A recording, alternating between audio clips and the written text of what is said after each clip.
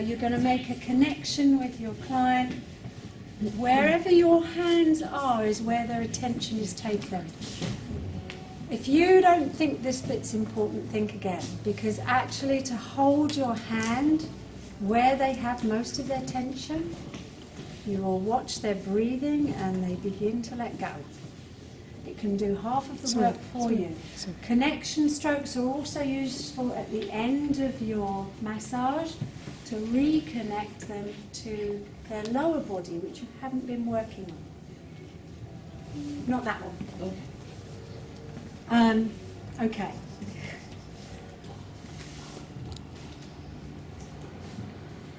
So, connection strokes. Then we're going to remove the towel. I haven't got 2 towels here. Is that okay? Tuck the towel in. I'm going to ask to remove to undo the bra. Are you okay with that, Debs? Yeah. I wonder men have trouble. So what's the first stroke I'm going to do? Effleurage. If I do something a little different to what you're used to, don't worry, because you're going to get to learn. You might already notice that I stand different to draw. He and I have this great debate whether we should be standing like this, and I can't, or whether we should stand like this. I don't want you bits and pieces in someone's face. Okay. Talking about my belly. I'm doing a general. Okay. So all sorts of effleurage. So that's why I think it's good, because you will get to see I have slight differences to the way draw works, and I think that's nice for you, right? Mm-hmm. So you're always welcome to look at the old videos. I need a little bit more oil. Actually, you don't need much more oil up there because I'm going to do compression. I might need a little bit more down here. So if I don't need oil up there and I need it down there, I can use my fingers and then add the oil. Okay? So there's a way of keeping everything. And notice how I come to the side of the couch so I can reach the lower back. Okay? Notice the great movement. I'll do a little bit more for you.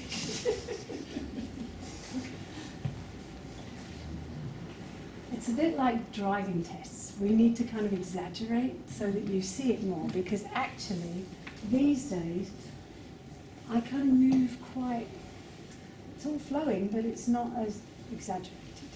So I'll do that. So sideways, effleurage, you double this. Nothing you don't know. Yeah? And notice how I'm warming the tissues. Notice the difference it's making here. Can you see the reddening there? Mm-hmm.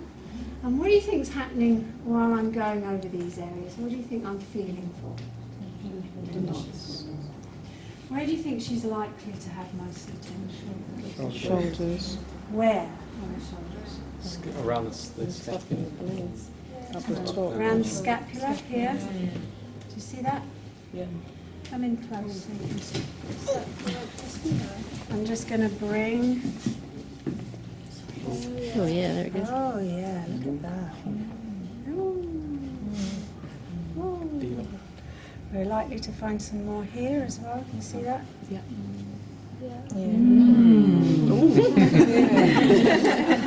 Ooh. Ah. Okay. So lots of petrissage. So if I work on that shoulder then, we can do lots of squeezing, coming in with the fingertips. I might use, see that supported fingertips? Yeah? And in here, we have another one. So, and I might need a little bit of space. I might do some kneading. So I've really prepared the area. Can you see how it's nice and getting redder? Increase the, and then I want to do compression. I must do compression. Okay, so how would I do compression? With a lot of awareness. So I'm feeling for where that knot is. Okay, I have it under my thumb. I'm then going to put my hand on, Now, what angle do you think I need to press that at? Vertical. There's the knot. Where do you think I need to be? Vertical to 45. To the heart? I'm not quite sure what you all mean. So, can you? I'm talking about where do I need to be positioned in order to Behind press into it? Above it. Because always I'm going to be behind what I'm doing, yes? My body is going to be behind what I'm doing. So if I'm wanting to go, I'm wanting to compress into this knotted area against the bone. That's what I'm going to do. So there's the scapula. There's the scapula there. And I want to press this into the scapula. Where do I need to the go? other side, to the diagonal. Thank you. Do I need to have one leg in front of the other? I think so. I'm going to get in position, and then I'm going to check with her how painful it is. How are you doing down there, Debs? Sorry. Is it tender? Yeah, it's a bit tender. Okay. So how does that feel? It's okay. Take a nice deep breath in, and breathe out, and let go. There you go. Okay. All right. Not too tender. Good. Feel it? Yeah. If it was too much, I would just, how would I take the pressure off? Slowly. And how would I do that with my body? Ease back. Just ease back. So you just take the pressure off. So you're leaning in and you just lean back a bit. Good. Okay. I'm going to go on this one because it might be easier for you to see. I might actually, very often with the medial scapular area, I will use fingertips because it's often a little bit more tender. So how's that in there? Can you feel that? Have you got any tenderness in there? I can definitely feel that. Yeah. I think okay. So this one's a little bit more tender. I've got more fingers on it, okay? And I'm just literally going to press in there. Is that digging nails going in there, or is it No. just on the pads of your... No, it should be just the pads. My nails are a little long. I Okay. have to be honest with you. I was looking at my own as And well. I thought, you know, the nails should be really short. And I thought this morning mine were a bit long, but I didn't get a chance to do anything. How's that feeling, Debs? It's okay. Breathing into that. I'm feeling that and I'm noticing that's changing a little bit. I don't want to go on and on and on. All right? How many times might you do that in one spot? Just the once, or you To be honest with you, I probably wouldn't do it much more than once if I've done it well. Yeah. But I might find some more. So I'm going to, you can see the redness there? Where I hardly used any pressure there, I've got to tell you. Very little pressure in there, but she already told me it was sensitive, so I'm not going to use a lot of pressure. I'm going to really work with her. And then I'm going to do a lot of more effleurage, maybe a bit more petrissage stuff. Compression you can do. What else is on my sheet? Got knuckles, elbow. Yeah, okay. Knuckles. Okay. You can use anything to compress, anything you like to compress, but obviously the smaller the area, the more effective it's going to be in a knot, okay? But if you've got a large area of kind of tense tissue, you might want to do a whole knuckles down. But otherwise, I might actually use one knuckle. Same principle. I'm going to find where it's You're tight. doing it on the flat, 'cause we were saying that would really hurt, but you're doing it on that flat I'm bits of actually your... doing it on the Okay. flat bit. But I might not use one knuckle, might use a couple of knuckles. And It you're pushing, really depends. and you're pushing down with the other hand. I'm pushing down with both, if I'm honest. So And this has got a nice, easy... So you're trying to keep straight. I was thinking about not having strain, so you're trying to keep that in line with your hands. So I'm working with that knuckle in that area. Okay. Do you want to come in on that so you can see more clearly? Whatever I'm going to use, my digits, my arm is going to be aligned, and there's going to be softness through that. It's not like this, okay? There's going to be a soft, easy, slow, and this helps to guide what I'm doing. I'm just going to press down on it. Do you use your wrist bone? I could use, well, no, not really. Well, like this? No, the other way. Base of your hand. No. No, I would not use my wrist. That would not. I might do some effleurage like that, but that would. Imagine if I used pressure like that. What does that look like? Yeah, that's not so much. Everything aligned, I wouldn't. Okay? But I'd do an effleurage like that. Yeah? I used that one specifically, so I can use that one. You can also, have you been taught any forearm? Why have I got it on there then? More going through on a stroke, I think. Knuckles and Knuckle. I haven't got forearm. no, you've got knuckles and elbow. I did have elbow. Yeah, Yeah, we'll do that down the line. But I'll show you. You can use your elbow. If you do use your elbow for anything like that, it's actually very well supported with your hand. But that's how you might use that down the line, because we do forearm stuff down the line. Okay? Sacrum reinforced fist, potentially. Sacrum. Reinforced fist. Oh, what I meant. The compression. Oh yeah, that's a good compression. Okay. So here, what I'm doing is I'm getting the tailbone, and if you allow the heel of your hand to glide, you'll feel that there's a lovely little kind of hook there. And then all I'm going to do is press. Oh, I know what I meant by that. Now that's not this one. That's nice. That's nice. What you also might want to do, that one. I've actually got the heel of my hand on the sacrum itself. I wish I had a skeleton here to show you where I am. We'll get one down and show you. And now what I'm going to do is come over with my whole body and just literally lean into that. How's that feel, Debs? Yeah, fine. It's lovely. It's very releasing. Again, it's a bit like the rest of the compression. What's really nice is the feeling when you stop. How's that? Yeah, it's nice. It's actually, there's something about doing these things for long enough that when you release, and you release slowly, it's not a sudden one, when you release, it actually feels so released. Yeah? Is that a general move that you can do irrespective of whether there's built up tension there? It's just a nice thing to do. Yeah. Yeah, I could do it here. I would certainly do something like that here.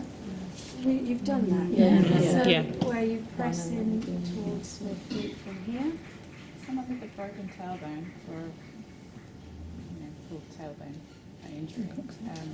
You're not likely to have someone with a fractured sacrum. Not sacrum, but is it going to affect the coccyx, that move? Not really, because you're not on it. The coccyx, you've actually got to go way down here, and the coccyx just bends around from the base of the sacrum. For you to reach the coccyx, it would be rather intrusive.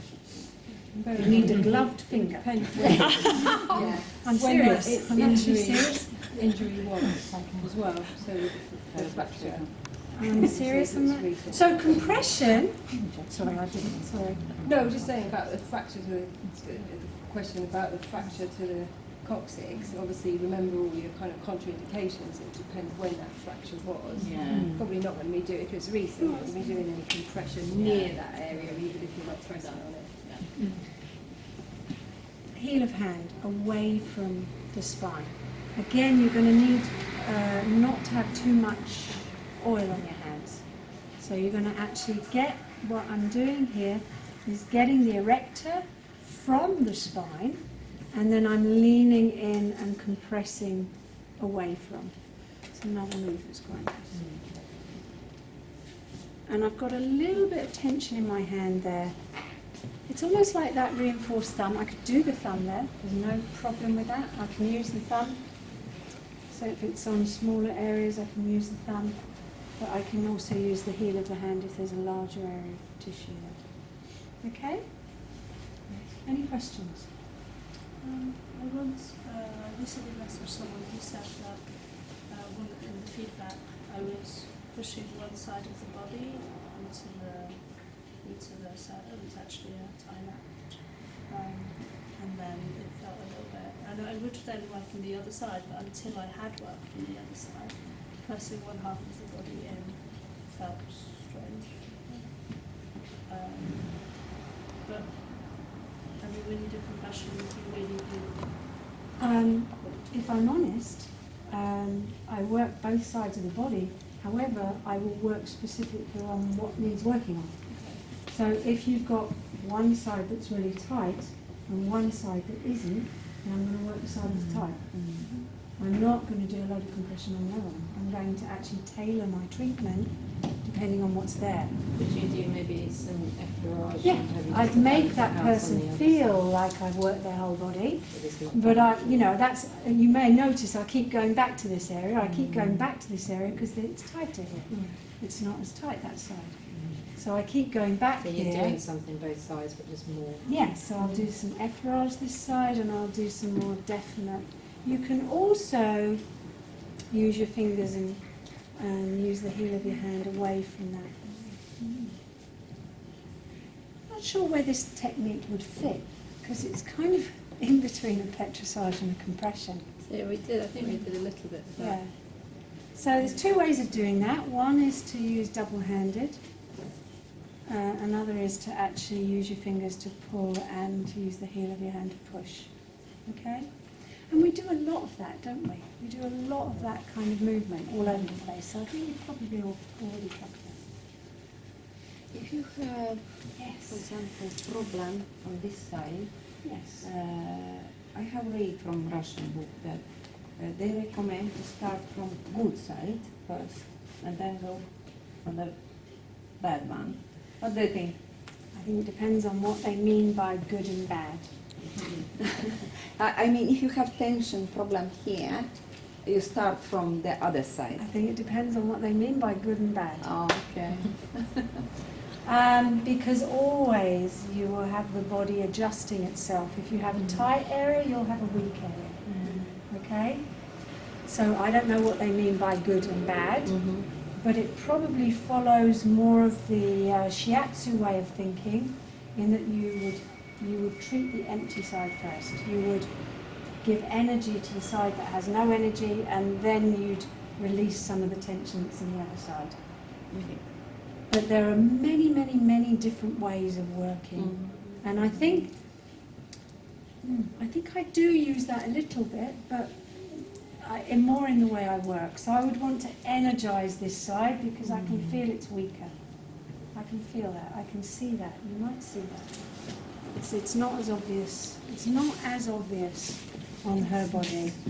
But can you see how this side? Yeah. Not using the muscle, your muscle. You are curvaceous.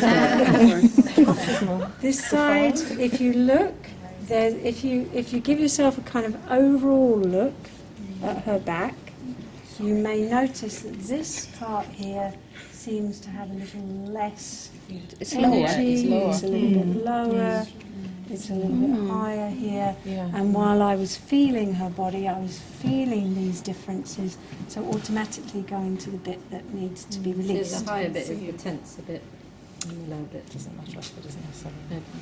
It's really, you know what? Because there could be some deep stuff in there that's causing that. I had hip surgery though. There you go. On Which the right side? hip. Right here. There you go, you see? It's clever. pulling in there. I can see that. Okay? It's not clever. I mean that most sincerely. This is what's important for you. Never mind, this is, we teach you all the techniques, but really what's important is to feel what's under your hands and begin to trust your intuitions around things. The more you trust your intuition around the sense of something, then actually you usually find that there's a reason for that. Okay? Would you like to practice what we've done? Yes. Yay! Get into your pairs then. So what we want you to do